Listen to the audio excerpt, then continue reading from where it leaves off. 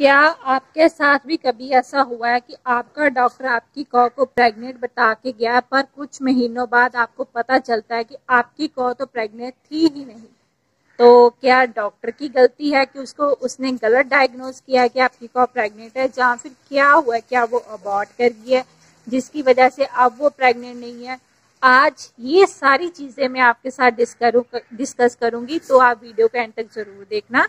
ये बहुत ही इंफॉर्मेशन वाली वीडियो होने वाली है, आपको सारी बातें क्लियर हो जाएंगी। इससे पहले भी मेरी जो वीडियो थी फॉलिकुलर सिस्ट के ऊपर, वो बहुत इंपॉर्टेंट थी। जिन्होंने नहीं देखी आप प्लीज़ एक बार जाके फॉलिकुलर सिस्ट की वीडियो देख लेना, क्योंकि ये जो टॉपिक है ना, ये मोस्टली सबको समझ में नहीं आते कि क्या डायग्नोसिस है, क्या सिम्टम्स देती हैं और हमें इसकी ट्रीटमेंट कैसे करनी है। तो फिर ये वाली वीडियो शुरू करते हैं। इसमें जो सबसे पहले इसको हम कहते हैं पायोमेट्रा।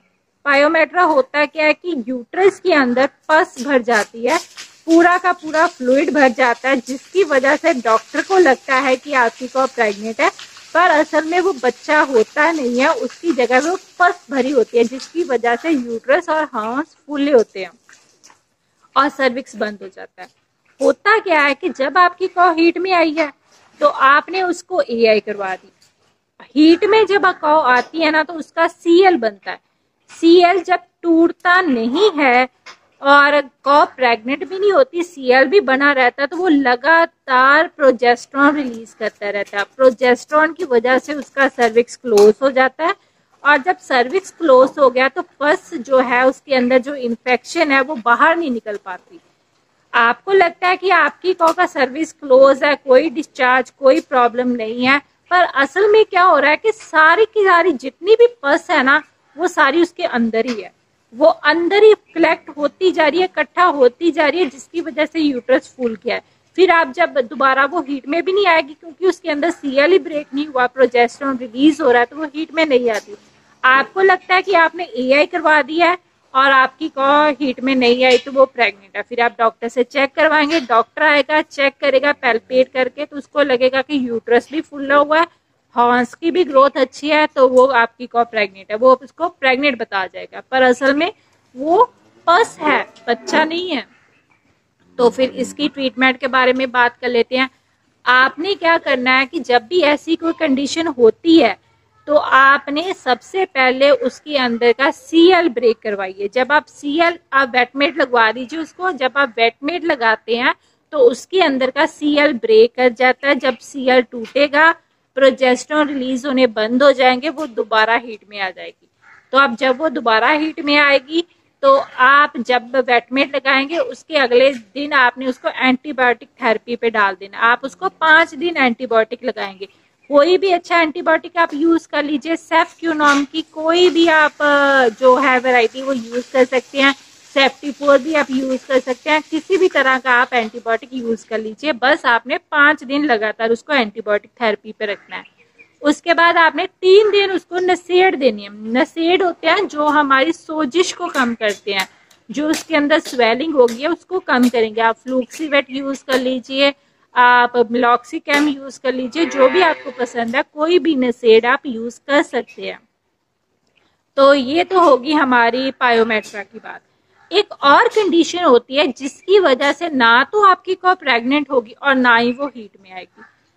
ये बहुत बड़ी प्रॉब्लम है, उसको कहते हैं हम सब क्लिनिकल एंडोमेट्राइटिस। होता क्या है कि इसमें कॉ का डिस्चार्ज भी क्लियर हो जाएगा, सारा कुछ क्लियर हो जाएगा, वो हीट में भी आएगी, पर वो प्रेग्नेंट नहीं होगी। प्रेग्नेंट क्यों नहीं होगी? एक तो होती है हमारी नॉर्मल यूट्रस की इन्फेक्शन, जिसे हम आईयू फिल करवाते हैं, तो आप ऑक्सी फिल करवा दीजिए, या जो भी आप फिल करवाते हैं उसकी वजह से वो यूट्रस की इन्फेक्शन क्लियर हो जाते हैं। एक होता है यूट्रस की अंदर वाली लेयर में इन्फेक्शन है। यूट्रस की जो अंदर वाली लेयर होती है उसको हम एंडोमेट्रियम कहते हैं। एंडोमेट्रियम वो लेयर होती है जिसके साथ जब कॉ प्रेग्नेंट होगी तो उसका बच्चा जाके जुड़ता है। इस लेयर में जब इन्फेक्शन होती है तो बच्चा उस लेयर के साथ जुड़ नहीं पाता और कॉ की प्रेगनेंसी में डिले होता जाता है। आप उसको 8 EI करवा दीजिए, 10 EI करवा दीजिए, उसको कोई फर्क पड़ने वाला नहीं है। इसके ऊपर फिर नॉर्मली ये आता है कि हमने इसको इतने एंटीबायोटिक लगवा दिए, इतने आईयू फिल करवा दिए, तब भी ये प्रेग्नेंट नहीं होगी। आप जो मर्जी कर लीजिए, जिस तरह का मर्जी एंटीबायोटिक लगा दीजिए, जितना मर्जी आईयू फिल करवा दीजिए, वो प्रेग्नेंट नहीं होगी। क्यों नहीं होगी? क्योंकि जो उसके इन्फेक्शन वाले बैक्टीरिया है ना, वो रेजिस्टेंट हो चुके हैं एंटीबायोटिक इन्फेक्शन के। जब वो रेजिस्टेंट हो चुके हैं तो फिर आप जो मर्जी लगवा दीजिए, उसको कोई फर्क नहीं पड़ता। तो फिर इसका हल क्या है? हल मैं आपको बताऊंगी। इसका हल है एंटीसेप्टिक सोल्यूशन। एंटीसेप्टिक सोल्यूशन आप होता है लूगॉल। जिसने लूगॉल बनाना नहीं आता जिसको भी, तो मेरी लूगॉल के ऊपर एक पूरी वीडियो है, मैंने आपको घर पे बनाना सिखाया है। तो जिसने नहीं देखी, वीडियो के लास्ट में उसका लिंक आपको मिल जाएगा स्क्रीन के ऊपर, तो आप उसके ऊपर क्लिक कीजिए, आपको लूगॉल बनाने का तरीका भी आ जाएगा।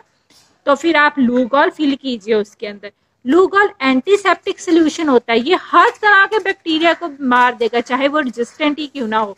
एक बारी वो बैक्टीरिया को मार देगा, उसके अंदर की सारी लेयर बाहर निकाल देगा एंडोमेट्रियम की। फिर जब सारी लेयर टूट के बाहर आ जाएगी, फिर नए सेल्स बनेंगे, नई लेयर बनेगी और आपकी कॉ जो है वो 100% प्रेग्नेंट हो जाएगी। मैं उम्मीद करती हूँ कि आपको सब क्लिनिकल एंडोमेट्राइटिस का इलाज भी आपको समझ में आ गया होगा और पायोमेट्रा का भी आपको जो सिम्टम्स है वो पता लग गए होंगे कि हमारी कॉ ऐसा क्यों सिम्टम्स शो करती हैं। तो आप इन चीज़ों का ज़रूर ध्यान रखिएगा। ऐसी इंफॉर्मेशन वीडियो के लिए आप मेरा चैनल को सब्सक्राइब कर सकते हैं। मेरी यही है कि हमारा एक ऐसा चैनल हो, अलग चैनल हो, जो कि आपको हर एक डिजीज़ की प्रॉब्लम और उसके ट्रीटमेंट के बारे में इंफॉर्मेशन दे। तो मैं आपको जितनी भी डेयरी फार्मर्स की प्रॉब्लम होती है, मैं आपको सबके बारे में बताऊंगी, जानकारी दूंगी और ट्रीटमेंट भी बताऊंगी, जो नॉर्मली हम मिस कर जाते हैं, जो डॉक्टर्स नहीं बताते, जो हम करेक्टली डायग्नोस नहीं कर पाते। तो ऐसी और वीडियोस के लिए आप मेरे चैनल को सब्सक्राइब और प्लीज़ वीडियो को लाइक कर देना। Thank you.